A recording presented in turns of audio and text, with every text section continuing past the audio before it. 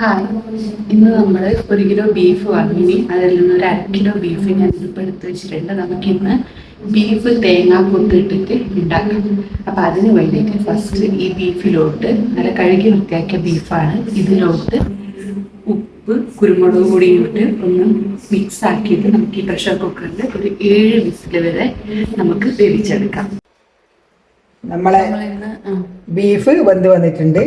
ഇനി ഇതിന് വേണ്ട ഇൻഗ്രീഡിയൻസ്: തേങ്ങാക്കൊത്ത് എനിക്ക് കാര്യമായിട്ട് വേണം. തേങ്ങാക്കൊത്ത്, ഇത് ഇഞ്ചി വെളുത്തുള്ളി ചതച്ചത്, തക്കാളി ഒരു വലിയ തക്കാളി മുറിച്ച് വെച്ചത്, കുറച്ച് ഉള്ളി, വലിയ ഉള്ളി 2-3 ഉള്ളി എടുത്തിട്ടുണ്ട്, കുഞ്ഞുള്ളി കുറച്ച് കുഞ്ഞുള്ളി, ഒരു പൊടി കുഞ്ഞുള്ളി, ഒരു 3-4 പച്ചമുളക്, മല്ലിപ്പൊടി, മഞ്ഞൾപ്പൊടി, മുളക് പൊടി, ഇത് കുരുമുളക്, ഗരം മസാല, പെരിഞ്ചീരകം എല്ലാം കൂടെ ഒന്ന് പൊടിച്ചതാണ്. നമുക്ക് അടുപ്പ് കത്തിക്കാം. ഇതിന് കുറച്ച് കൂടുതൽ വെളിച്ചെണ്ണ ആവശ്യമുണ്ട്. എന്ന് വെച്ചാൽ കുറച്ച് ഇത് ഡ്രൈ ആയിട്ട് വരേണ്ടതാണ്.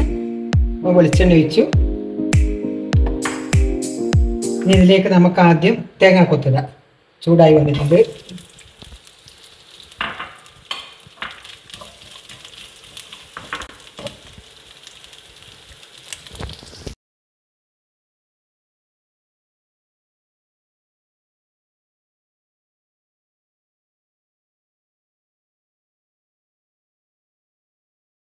ഈ തേങ്ങാക്കൊത്ത് മുരിഞ്ഞ് വന്നിട്ടുണ്ട്.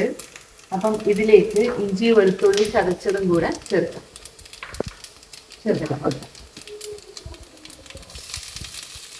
അതിലേക്ക് കഴുകി വെച്ച 2-3 തണ്ട് കറിവേപ്പില കൂടി ചേർക്കാം.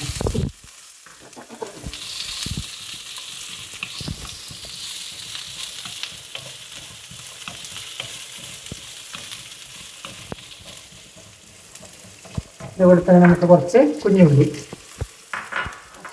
പച്ചമുളകും,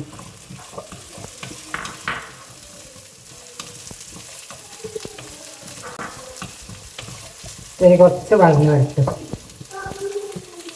ഇനി നമുക്ക് ഇതിലേക്ക് ഒരു തക്കാളി കട്ട് ചെയ്ത് വെച്ചത് അതും കൂടി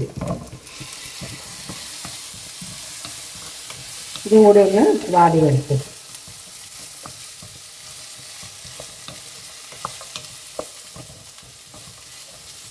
ഇതിൻ്റെ കൂടുതൽ നമുക്ക് കുറച്ച് ഉള്ളി കൂടി ഇടാം. ഇത്ര മതി. ഇതെല്ലാം വഴന്ന് വന്നിട്ടുണ്ട്. ഇനി ഇതിലേക്ക് പൊടികളെല്ലാം ചേർക്കാം.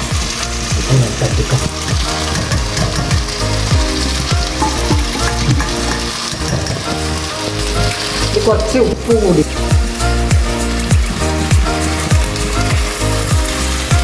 ഈ മസാലയൊക്കെ എല്ലാം ഇതിലൊന്ന് വഴന്ന് വരും.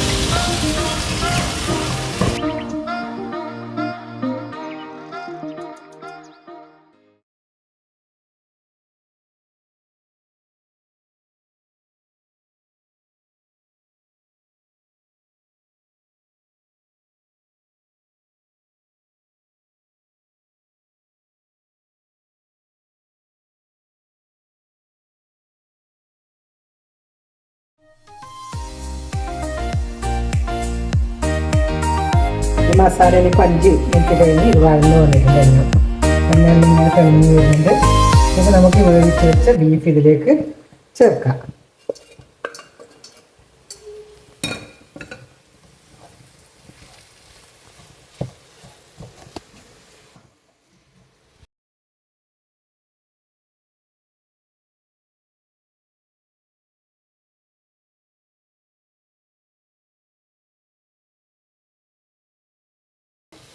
ഇതിനൊരു 10-15 മിനിറ്റ് ഇതിൽ കിടന്നിട്ട് ഇങ്ങനെ തീ കുറച്ച് വെക്കണം.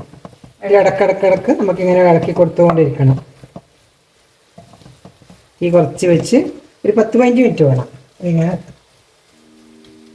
ഇടക്കിളക്കി കൊടുക്കണം. ഇതിപ്പം 10-15 മിനിറ്റ് ഇങ്ങനെ വഴറ്റിക്കൊണ്ടുവന്നു. ഇതാ എണ്ണയിൽ ഇങ്ങനെ തെളിഞ്ഞ് വന്നിട്ടുണ്ട്. നല്ലോണം ഡ്രൈ ആയിട്ടുണ്ട്. എണ്ണയിൽ ഇങ്ങനെ ഇതാ തെളിഞ്ഞ് വന്നു. ഇനിയിപ്പോൾ ഇത് നമുക്കൊരു സർവിങ് ബൗളിലേക്ക് മാറ്റാം. ഗ്യാസ് ഓഫാക്കാം.